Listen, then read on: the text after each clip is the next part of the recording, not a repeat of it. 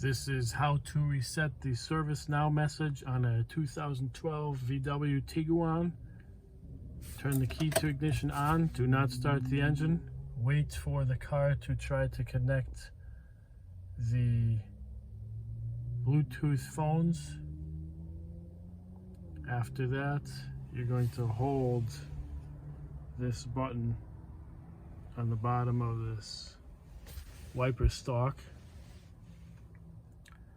to get the menu you need.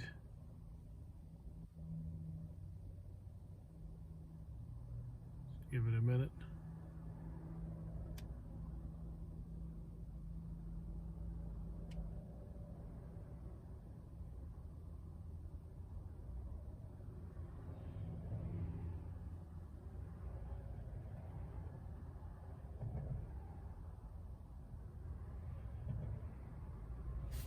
No phone. Now we're going to hold this here.